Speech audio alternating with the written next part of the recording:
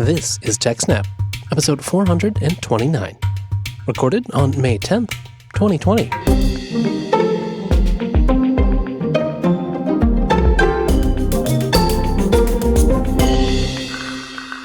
Hello and welcome to TechSNAP, Jupiter Broadcasting Systems, Network, and Administration podcast. My name is Wes, and I'm joined by Jim. What's up, everybody? Let's start things off today by talking about web servers. Now, of course, with the web dominating basically everything we do online these days, choosing the right web server on the back end, well, it's pretty important. Last time we talked about this in episode 404, Pre-Fork Pitfalls, we mostly just stuck to the traditional Nginx and Apache. But recently, you've been giving a relative newcomer a go, and that's Caddy. I had actually never heard of Caddy before, but Lee Hutchinson over at ours was like, hey, did you know Caddy went 2.0.0 today? And I was like, no, what's a Caddy? Turns out it's a statically built web server built entirely in Go, and it performs really well. You know, Caddy's been one I've been watching. I think I first noticed it because it was one of the first web servers out there to directly integrate Let's Encrypt support and make it super simple to get HTTPS up and going.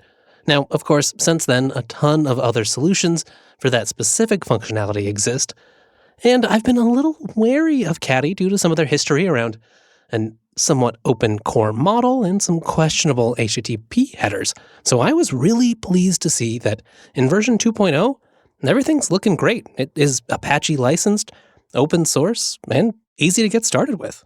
I haven't been following the project for as long as you have, Wes, but digging back into it, I did see some of the history that you were talking about. And my impression, it looks to me like the project is really trying to grow up, like it's a conscious effort to grow up and mature and be better than it used to be, which I certainly appreciate. Now, one thing many people appreciate about Go-built applications is oftentimes they compile down to simple static binaries that you can just download and run.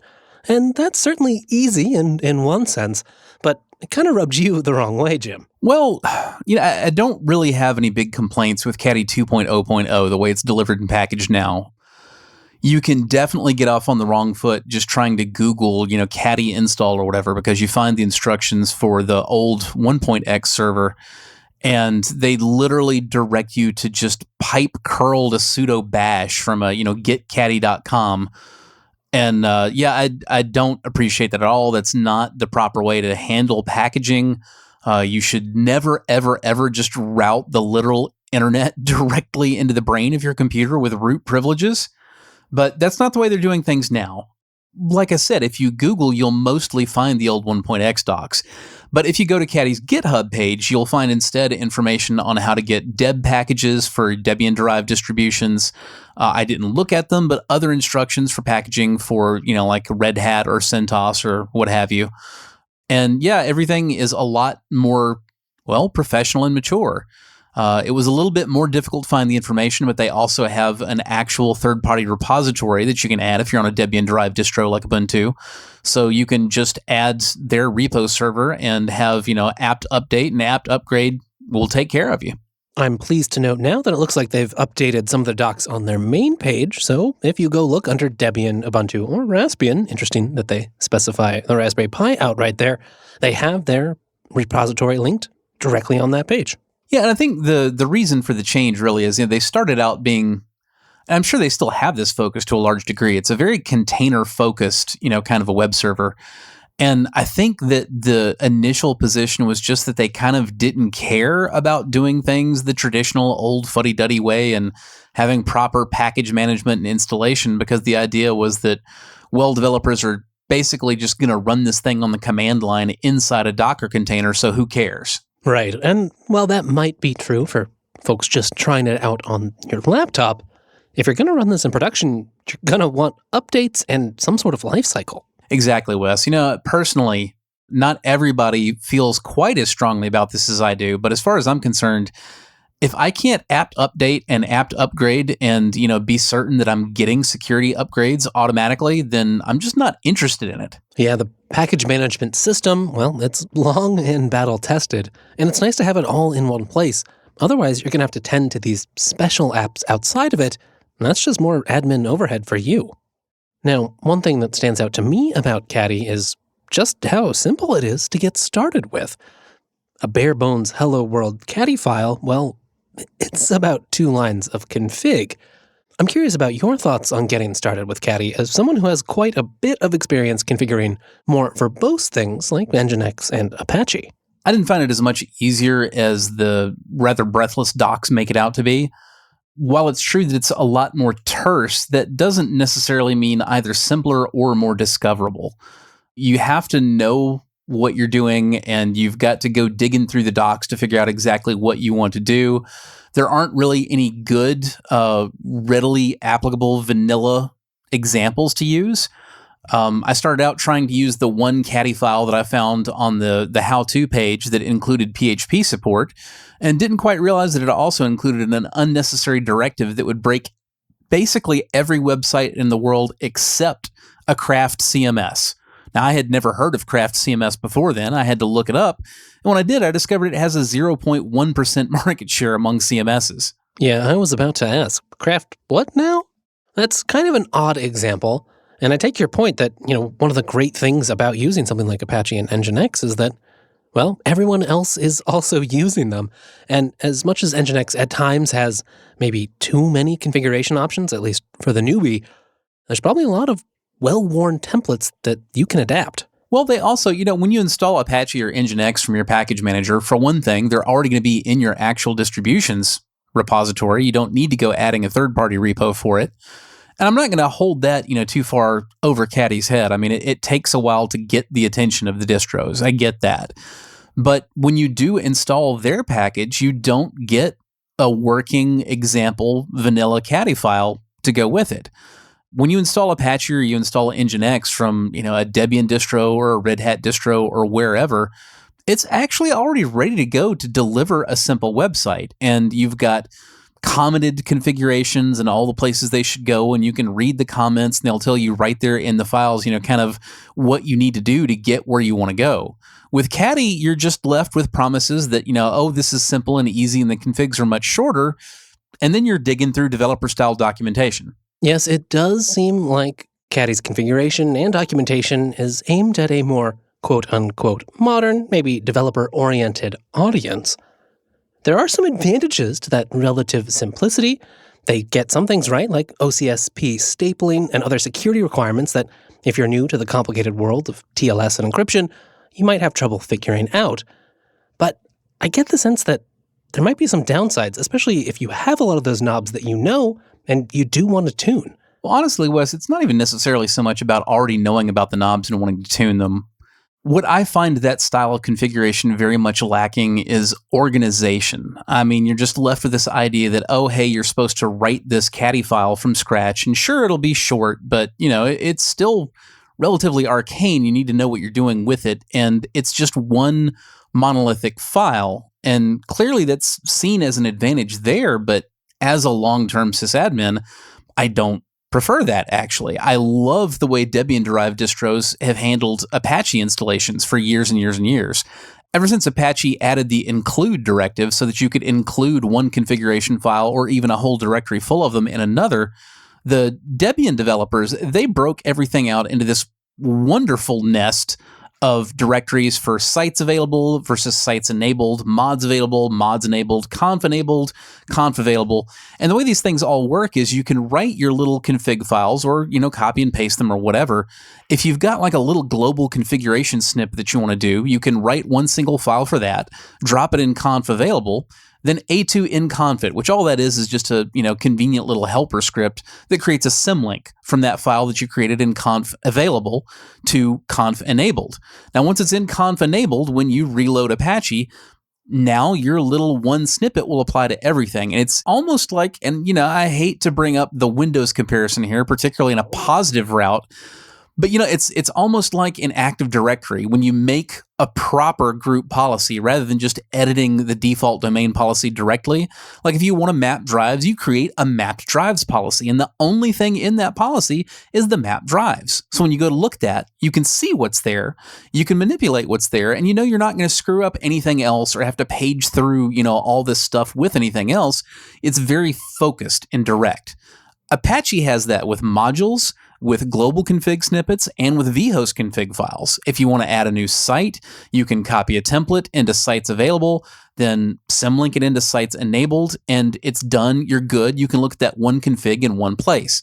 Now, Caddy's individual site configs may be short, but still, if you've got a server with, 50 or 60 sites, you're going to have 50 or 60 different site stanzas in one fat file. Now, I don't think that particularly bothered Caddy's developers because I don't think that's really the world they're looking to live in. Like, they're clearly okay with the idea of multiple sites on one server. It is provided for. You can have separate vhost stanzas, but I don't think they're really envisioning it being used for like a traditional big heavy web server that handles lots of different things, so much as a little tiny thing in a container that's all focused on really like the one big site. You know what I mean? Yes, very much so. There's some interesting ideas around that, and they all, I think, underscore your point. They're not really aimed at maybe a traditional sysadmin. A lot of them are focused around automation and large, perhaps cloud-scale deployments where you don't have this all concentrated on one box, but you have Caddy, being a proxy in front of your one web app. One interesting concept is, we have these Caddy files, and that's the sort of native description language that you can use to interface with Caddy. But under the hood, there's actually this concept of adapters, and Caddy's translating the Caddy file into JSON. And that JSON configuration, well, it's also available through their API. And throughout their documentation, you'll find references to that because when you run into limitations, their answer is usually, well, we plan this around the API, and we expect most of our consumers will use that to further automate and basically make up for any of those deficiencies that way. I know this is the old man yelling at people to get off of his lawn, but when you're asking me to dig through JSON just to get a web server running, yuck. Yeah, it can certainly be messy, although I can also see perhaps some nice workflows integrated with continuous integration tooling that generate those JSONs for you and ship them off to Caddy.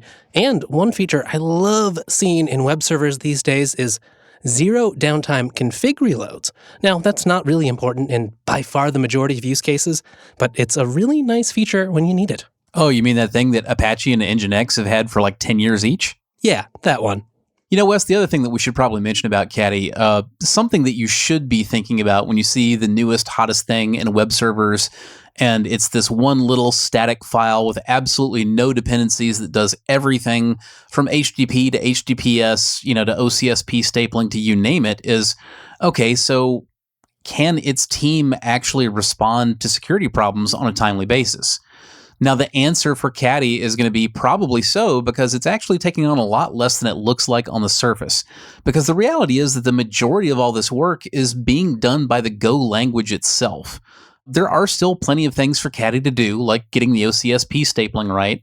But for the most part, you can write a web server in Go in, a few tens of lines of code. It's pretty much built into the language itself. So when you have an issue with like TLS security or what have you, the answer is usually going to be that's a problem that had to get fixed in the Go language itself. And the fix for Caddy is just going to be to recompile the program again. Yeah, especially in the world of crypto, it's lovely to see the wheel not being reinvented. Yeah, it's nice they've got Let's Encrypt, built right into the server, but I got to be honest, I don't really care that much about that. Certbot is available. It's super easy. And, having that built into Caddy literally just saves me one time saying apt install Python 3 certbot Apache and certbot. It's not so hard. Yeah, I think that was a major selling point when Caddy was first on the market, but since then, really the Let's Encrypt tooling has become so much better and pretty much rock solid. Yeah, Wes, and the one other issue I'll mention is I'm told it's possible to get Caddy to serve just plain HTTP, but it really doesn't want to. By default, if you have a Caddy file that looks anything like the samples that you'll find, it's going to try to redirect every HTTP request to HTTPS. And if you're working in a dev environment where you don't actually have a public IP facing you and you can't grab a Let's Encrypt certificate, that can make life pretty difficult. If you make the name of your website, so to speak, localhost in the Caddy file, it does know that it shouldn't try to go get a Let's Encrypt cert for localhost, and instead it tries to create a snake oil cert and add that to the root trust. With that said, I'm not sure if it succeeds in adding it to the root trust and Firefox just still refuses to trust it, or if something broke in the process where it was trying to add it to the root trust. But one way or another, the snake oil certificate it manages to create, Firefox does not want to let you view, and you got to click through all the security warnings.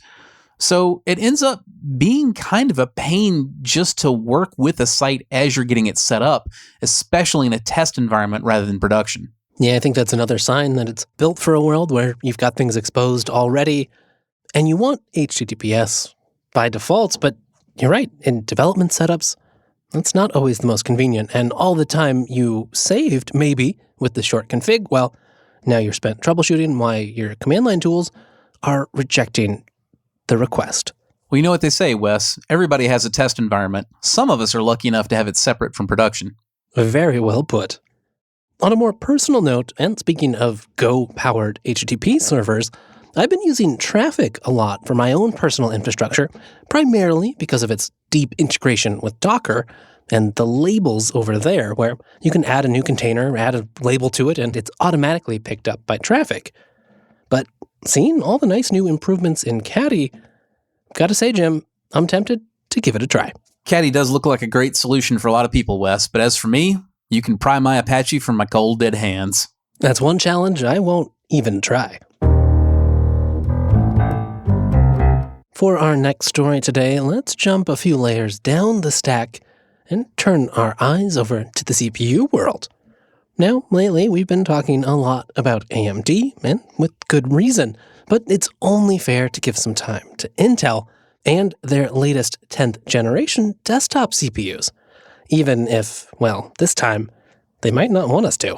Yeah, with a heavy heart, Wes, I gotta say it. This is basically, it's the 10th Lake laptop CPUs all over again, or at least half of the 10th generation laptop CPUs. And we're talking about Comet Lake because that's what these 10th generation desktops are based on. We're still looking at 14 nanometer plus.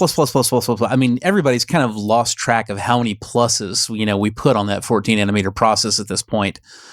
And just like with the Comet Lake laptop parts, Intel is focusing on an extremely high base clock rate for single process at the expense of pretty much everything else. I don't think they had a whole lot of choice.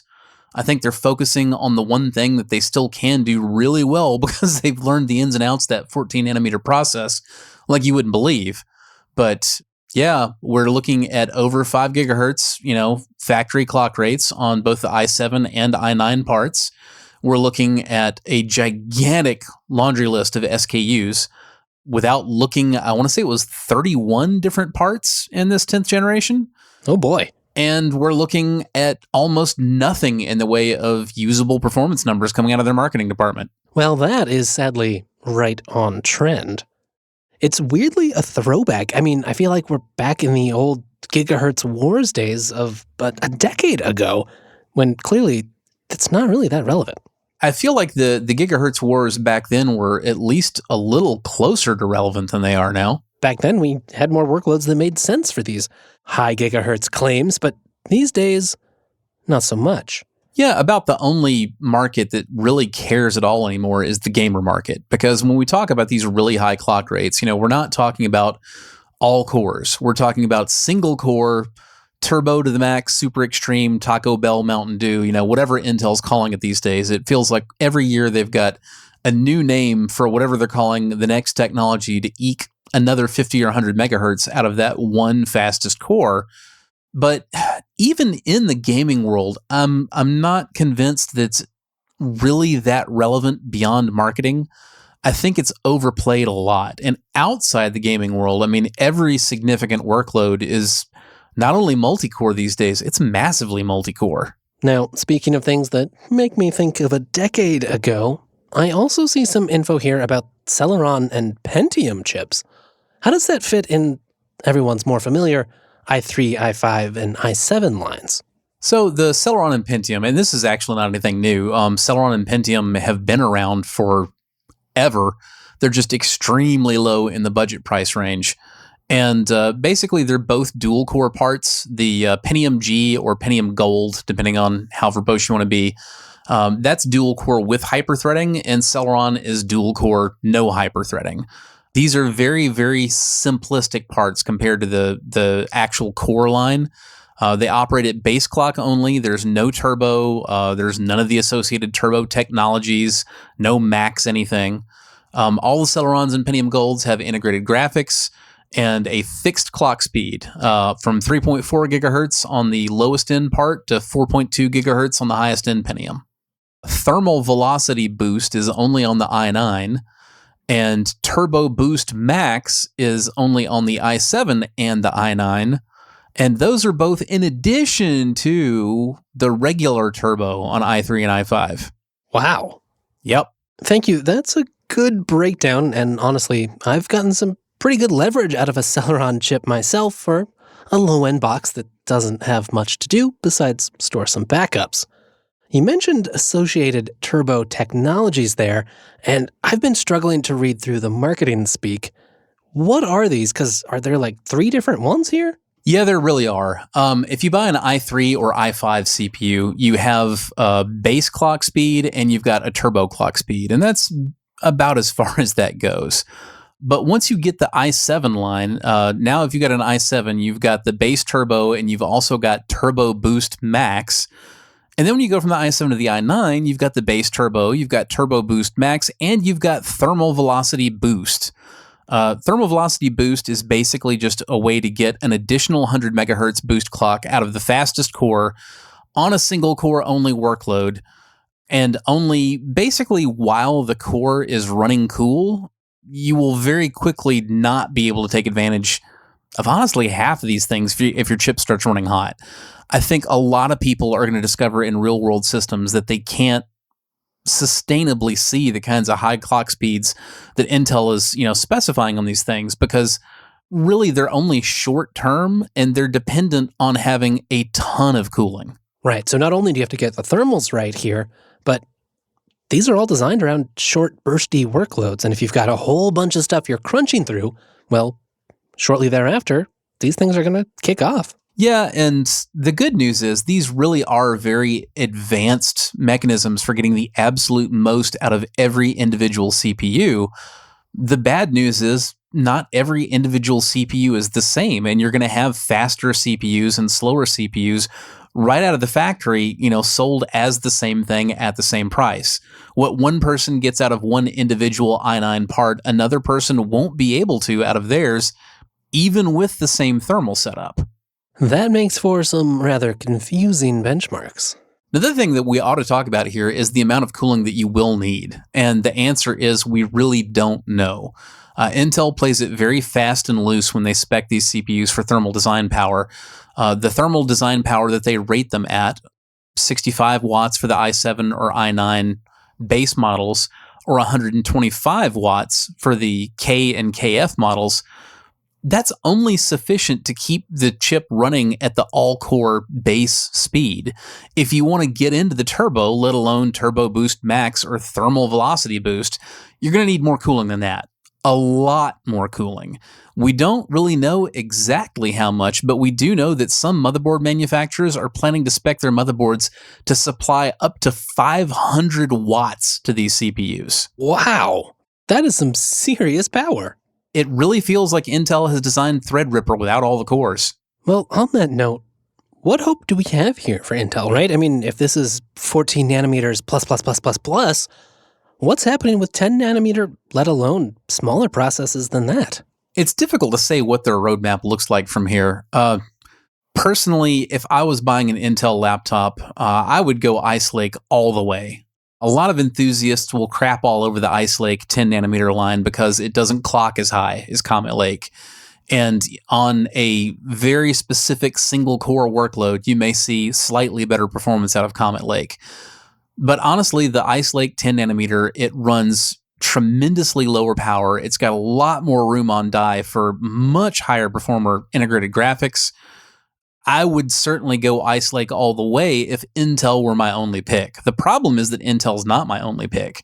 Right now, AMD is just absolutely killing them all the way around. If you want the fastest laptop processor, it's going to be an AMD. If you want the fastest desktop processor, high-end desktop processor, server processor, AMD is leading on all fronts. there has been some speculation that Intel may never really get the 10 nanometer process worked out well enough to truly compete in the way that it wants to, and they may just be buying time on the way to their own 7 or maybe 5 nanometer process. I really don't know.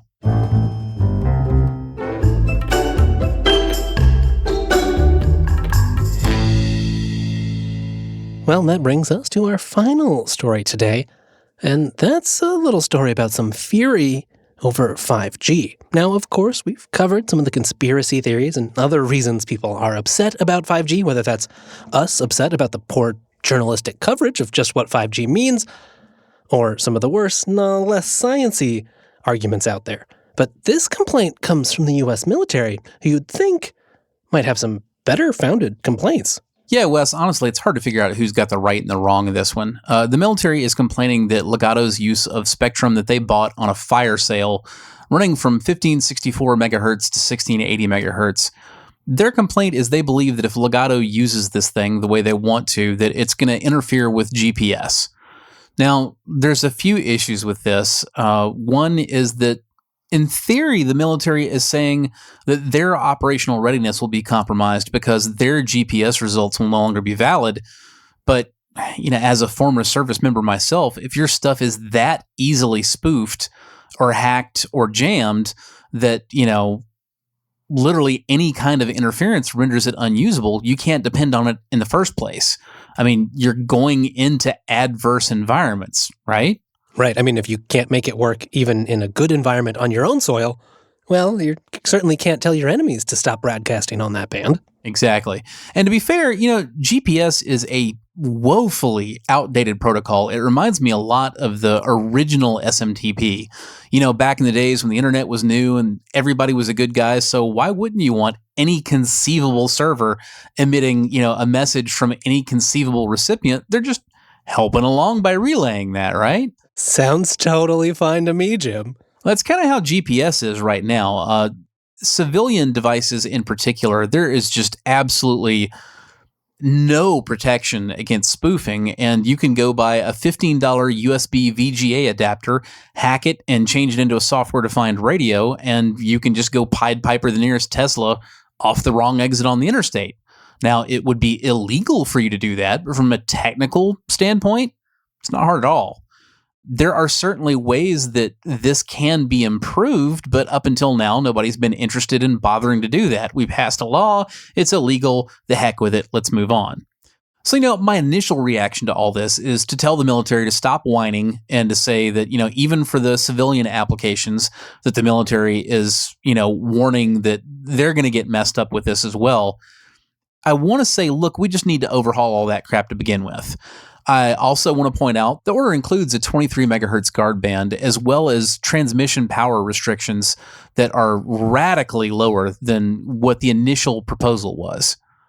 But on the other hand, I would want to just leave it there if this is a question of all of the public being able to use the spectrum for something good. Like, the allocation for Wi-Fi 6E. I have no bones about that. Using 6 gigahertz for Wi-Fi 6E was great, and I don't really care that some of the cable TV networks are complaining that they think it might maybe interfere with some of their, remote transmissions from reporters.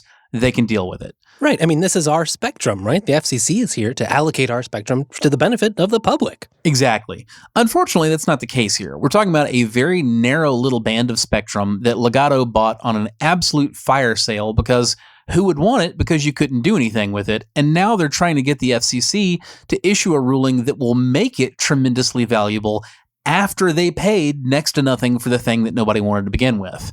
So, the whole thing's a little sketchy either way, in my opinion. Yeah, who is Legato and what are they trying to do with the spectrum? Well, Wes, I'm not really strong on who Legato is either, but they're the folks who operate a satellite named Skyterra 1, and their plans for that little bit of spectrum is to use the 5G protocol to enable mobile connectivity to small and low-power devices via satellite. Yeah, to make matters more interesting, they were previously known as Light Squared, and way back in 2012 had tried to get this same spectrum changed over. It didn't work then, seems to be working now. unfortunately, I guess we're left to wait and see just what happens to GPS. Well, Wes, if you try and fail, declare bankruptcy and try again. Unfortunately, that seems to work very well. That brings us to the end of this episode of TechSNAP. And it's with a very heavy heart that I have to share this will be the penultimate episode for Jim and myself. Yeah, Wes, it has absolutely been a great run, and I have very much enjoyed doing this show and interacting with you and our listeners. But the next one will be the last one, and the show will be going on indefinite hiatus. We'll have more to share about what's next for the both of us in the next episode. Until then, thank you so much for joining us, and see you in a couple weeks, everybody.